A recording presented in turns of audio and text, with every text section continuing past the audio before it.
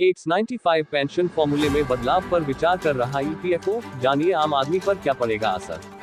Employees provident fund organisation, कर्मचारी भविष्य निधि संगठन ईपीएफओ मासिक पेंशन निर्धारण के मौजूदा फॉर्मूले में बदलाव पर गंभीरता से विचार कर रहा है। इसके तहत पूरी पेंशन योग्य सेवा के दौरान प्राप्त औसत पेंशन योग्य वेतन के आधार पर मासिक पेंशन निर्धारित करने का प्रस्ताव है। कर्मचारी भविष्य निधि संगठन ईपीएफओ मासिक पेंशन निर्धारण के मौजूदा फॉर्मूले में बदलाव पर गंभीरता से विचार कर रहा है। इसके तहत पूरी पेंशन योग्य सेवा के दौरान प्राप्त औसत पेंशन योग्य वेतन के आधार पर मासिक पेंशन निर्धारित करने का प्रस्ताव है। हालांकि इस बारे में अंतिम निर्णय पेंशन, उसके लिए भुगतान राशि और जोखिम का आकलन करने वाले एक्चुअरी की रिपोर्ट आने के बाद किया जाएगा। मामले से जुड़े एक सूत्र ने यह जानकारी दी। फिलहाल ईपीएफओ कर्मचारी पेंशन योजना EPS 95 के तहत मासिक पेंशन के निर्धारण के लिए पेंशन योग्य वेतन अंतिम 60 महीने का औसत वेतन गुना पेंशन योग्य सर्विस 70 फॉर्मूले का उपयोग करता है।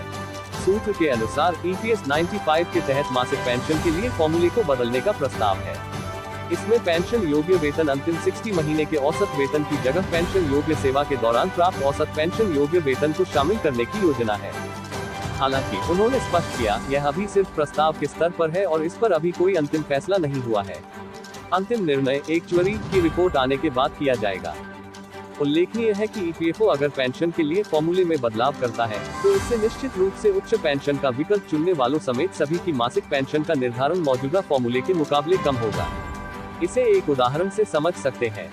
मान लेते हैं कि अधिक पेंशन का विकल्प चुनने वाले का अंतिम 60 महीने का औसत वेतन 80,000 रुपये बैठता है और उसकी पेंशन योग्य नौकरी 32 साल है। ऐसे में मौजूदा फॉर्मूले 80,000 गुना 32 70 के तहत उसकी पेंशन 36,571 रुपये होगी। वहीं जब पूरी पेंशन योग्य नौकरी के दौरान वेतन का औसत लिया जाएगा तो मासिक पेंशन का निर्धारण कम होगा, क्योंकि नौकरी के शुरुआती दिनों में वेतन, मूल वेतन और महंगाई भत्ता कम होता है।